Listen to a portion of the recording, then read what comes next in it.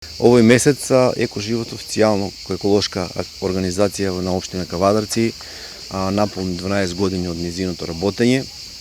Сме присутни на територијата на општина Кавадарци и регионот со најголем акцент на актуелните жешки точки што ги тангират нашите сограѓани и работиме со полна парија напред. До сега не сме го прославуваме нашиот организационен роден ден, но овој месец решивме да тоа го прославиме, бидејќи да подсетим на сите наши веќе поминати проекти кои што сме ги спровели и идни планови според нашата годишна програма и според акцијскиот план кој што постои во склоп на нашата организација.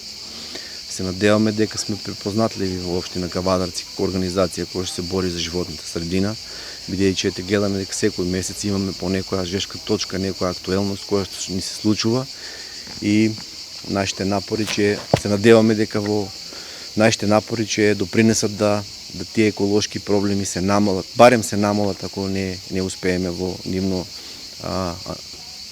анулирање. Роберто Паризов е еден од носичките столбови на ова еколошко друштво. Што е тоа што како проект за да стои и со тоа сте дале придонес во зачувувањето на оваа животна средина во Тиквишијата? Да.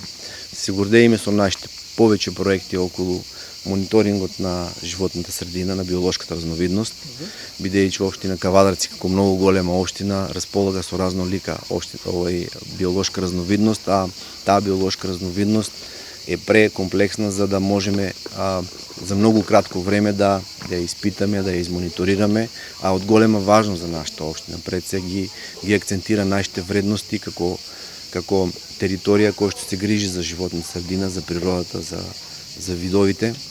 Ги имаме премногу, вклучително со заштитените подрачја кои што има премногу работа.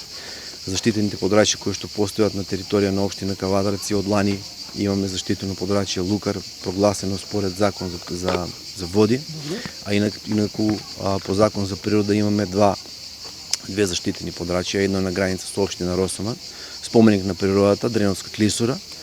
Подрачјето се уште се води како заштитено, но не е репрогласено и ни предстои дополнителна работа на таа тема да се избориме да го репрогласиме.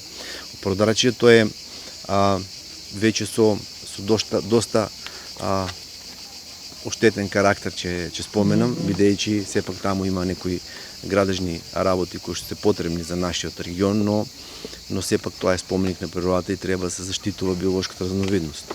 Второто заштитено подрачје е строгиот резерват Тиквеш, кој што е наша гордост, исто така не е прогласен и треба да се репрогласи. Според законот за природа на територија на Република Северна Македонија мораме да ги репрогласуваме заштитените подрачја на секои 10 години. Така да доколку општина Кавадарци сака да го репрогласиме самото заштитено подрачје Тиквеш,